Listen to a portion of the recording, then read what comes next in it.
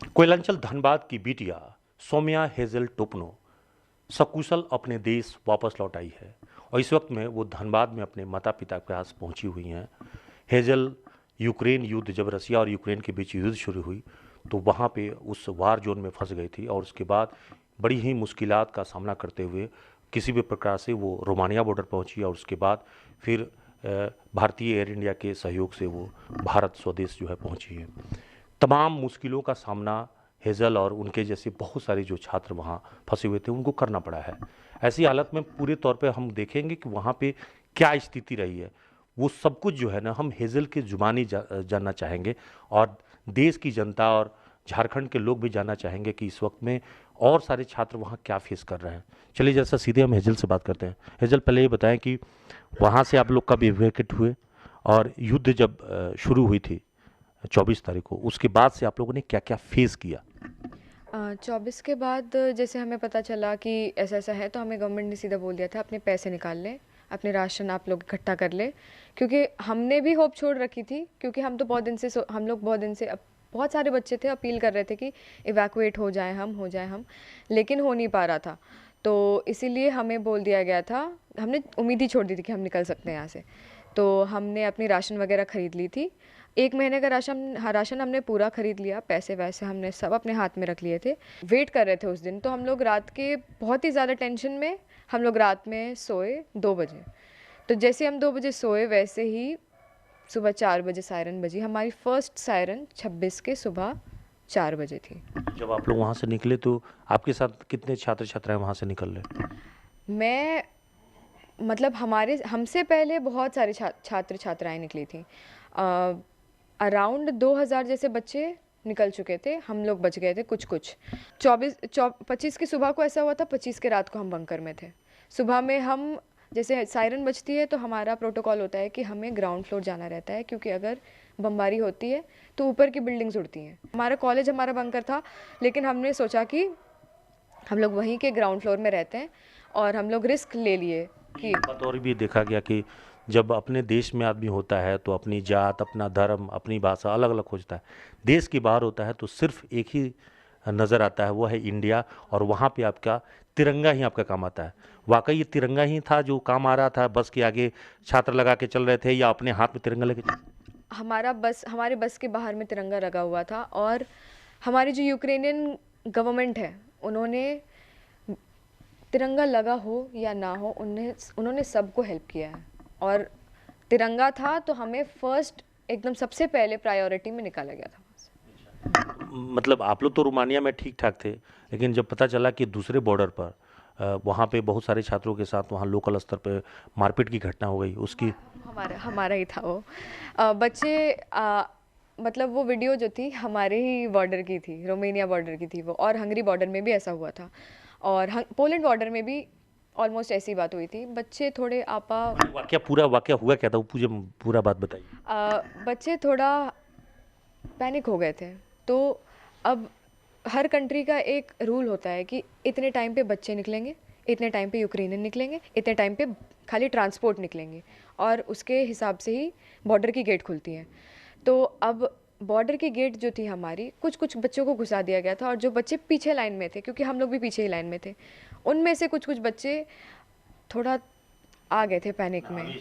हाँ, आवेश में आ गए थे, पैनिक हो गए थे। तो वो अब उनको समझाने की कोशिश कर रही थी आर्मी, यूक्रेनियन आर्मी, कि प्लीज़ गाड़ियों को जाने दो, तुम लोगों का भी टाइम आएगा, क्योंकि सब कोई एक साथ यूक्रेनियन। मतलब हम ये कह सकते हैं कि वो जो घटना वाकया हुई वो डिसिप्लिन तोड़ने की वजह से?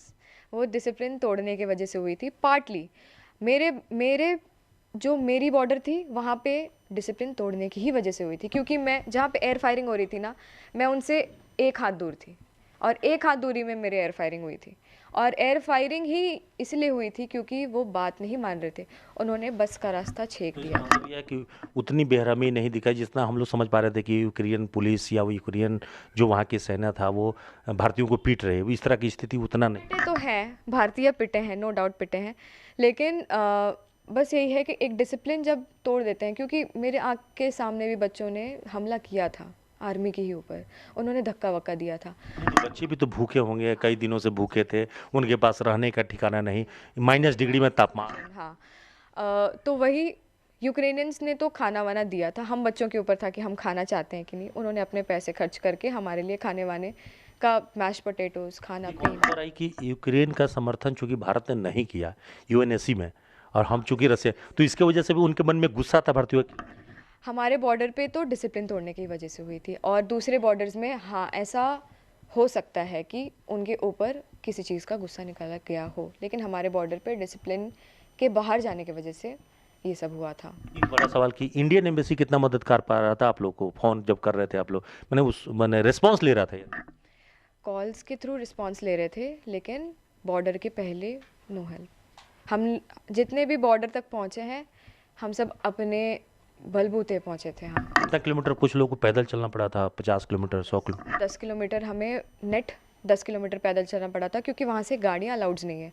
अब गाड़ियाँ अलाउड नहीं है, गाड़ियाँ जो अलाउड है वो सिर्फ यूक्रेनियंस के लिए थी, और जो हम लोग थे, हम लोगों को पैदल जाना था। और गाड़ियों का भी लाइन इतना लंबा था कि जैसे मैंने बोला, एक टाइम पे लोगों को घुसाया जाता है, एक टाइम पे बसेस और गाड़ियों को घुसाया जाता है, तो गाड़ी वॉज नॉट एन ऑप्शन। तो हम पैदल ही 10 किलोमीटर अपना सारा लगेज लेकर के दौड़े थे, नॉट जस्ट हम चले थे, क्योंकि हमें भी ऐसा चाहिए था कि हम जल्द से जल्द वहाँ पे पहुँचे, क्योंकि वहाँ पे 3-4 हज़ार ऑलरेडी थे, और हम लोग मतलब सुबह के 9 बजे से लेकर के शाम के 6 बजे तक वहीं पे हम लोग एक ही जगह पे खड़े थे, इतनी ज़्यादा भीड़ थी वहाँ। जब मैं आया था इसके पहले, जब तक आप आई नहीं थी, माँ और पिताजी बहुत बेचैन थे आपके।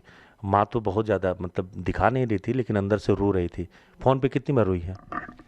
एक बार भी नहीं फ़ोन पे एक बार भी नहीं। मैंने, क्योंकि मैंने अपने मम्मी पापा और अपने पूरे फैमिली मेम्बर्स को पर्सनली बोल दिया था कि आप लोग प्लीज़ न्यूज़ ना देखें, क्योंकि जो न्यूज़ है मैं आपको पर्सनली आके बताऊंगी, तो इसीलिए मतलब उन्होंने उन्होंने मुझे बताया था कि आपने टीवी देखने की सलाह नहीं दी थी, कि टीवी ना देखें। मैं नहीं बोला था वो, क्योंकि मैं खुद डर रही थी वीडियो देखने के बाद, तो अगर मेरे पहुंचने से पहले ही मेरे पेरेंट्स को कुछ हो जाएगा तो फिर इसलिए मैंने मना। पापा को सबसे ज़्यादा बिटिया प्यारी होती है, पापा क्या बोल रहे थे? पापा सेम प्रोटोकॉल, कोई टेंशन नहीं है, हम लोग यहाँ से सब कुछ कर रहे हैं बस। मम्मी आने के बाद, जैसे भारत आप अपने लौटे, घर पहुंची, और आपका प्रिय भोजन कुछ बनाई थी क्या? मैं रांची में थी, तो मटन, चिकन और आलू गोभी की सब्ज़ी, छोले, मेथी का साग, सब कुछ बना हुआ था। हाँ, मैंने एयरपोर्ट पर आपका वीडियो देखा, उसमें बहुत सारे मौसी उसी सब लोग, लगता है कि पूरा पूरा मतलब रिश्तेदार पहुंच गए थे आपको लेने के। सब कोई पहुंच गए थे, हाँ, सारे कोई पहुंच गए थे वहाँ पे। मेरे भैया, मेरे मौसियाँ और सब कोई थे हम लोग वहाँ पे। खुशी तो बहुत हुआ हम लोगों को बच्चे को देखने के बाद। जैसे ही लैंड की तो हम लोग को इतनी खुशी हुई कि चलो पहुंच गए बच्चे अच्छी तरह से, तो हम लोग खुश। सबको आभार जता रही है। हाँ जी, हाँ जी, हाँ। सबसे पहले तो हम ईश्वर का धन्यवाद देते हैं कि इतना अच्छे से मेरी बच्ची मेरी आ गई, और देख करके इतनी खुशी हो रही है कि इसका तो हम लोग कुछ ये नहीं कह सकते हैं, क्योंकि जैसा आप लोग भी देख रहे हो न्यूज़ में कि जो लड़ाई हो रही है, दिल दहलने वाला है, वो चीज़ तो है ही, आप देख ही रहे हो। हर कोई अपने वतन जब आए तो बहुत खुशी हुई सब बच्चों को देख करके। भारत सरकार से मैं यही चाहूँगा कि जो भी डिसीज़न लेंगे बच्चों के हित में, वो उनके लिए फ़ायदामंद हो, ताकि उनका भविष्य बर्बाद ना हो। आप लोग भारत सरकार से क्या चाहती हैं? मैं अगर प्रायोरिटी में बोलूँ तो, क्योंकि मैं वहाँ 3 साल पढ़ चुकी हूँ, तो मुझे वो जगह से, तो इसीलिए जो भी भारत सरकार हमारे लिए निर्देशन लेंगी, मैं उसके सपोर्ट में हूँ, और खुशी होगी मुझे अगर ऐसा होता है तो। और अभी अपने भविष्य को लेकर थोड़ी चिंतित होंगी आप?